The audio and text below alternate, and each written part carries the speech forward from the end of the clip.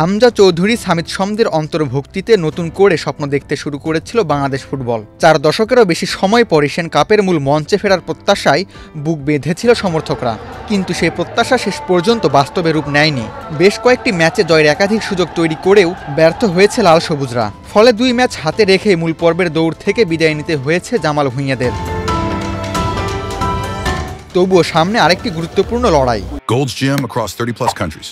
With over 700+ locations worldwide, train anywhere, belong everywhere.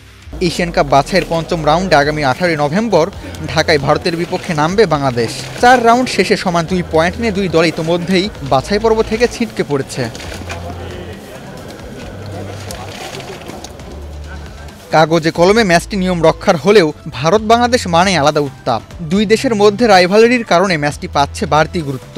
শিলংয়ে ভারতের বিপক্ষে কাঙ্ক্ষিত পারফরমেন্স দেখাতে ব্যর্থ হয়েছিল হামজা চৌধুরীরা। তবে এবার ঘরের মাঠে পরিস্থিতি ভিন্ন।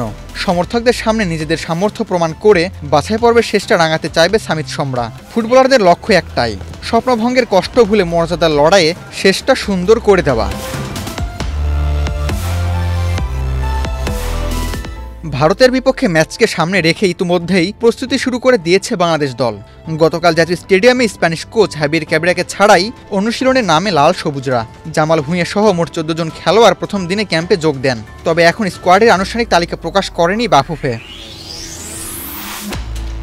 প্রবাসী খেলোয়াড়দের মধ্যে লেস্টার সিটির তারকা হামজা দেওয়ান চৌধুরী 9 নভেম্বর ক্যাম্পে যোগ দেওয়ার সম্ভাবনা রয়েছে।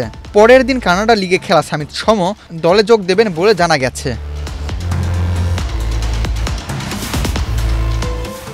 ভারতের বিপক্ষে গুরুত্বপূর্ণ ম্যাচকে সামনে রেখে প্রস্তুতির অংশ হিসেবে 13 নভেম্বর ঢাকায় আফগানিস্তানের বিপক্ষে একটি প্রীতি ম্যাচ আয়োজনের পরিকল্পনা করেছিল বাফুফে।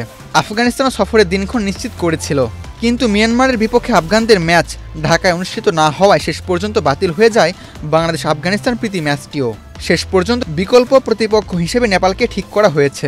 13 নভেম্বর ঢাকায় নেপালের বিপক্ষে প্রীতি ম্যাচ খেলেই ভারতের জন্য প্রস্তুতি সারবে বাংলাদেশ দল। আবু তালহা, বাংলাদেশ প্রতিদিন।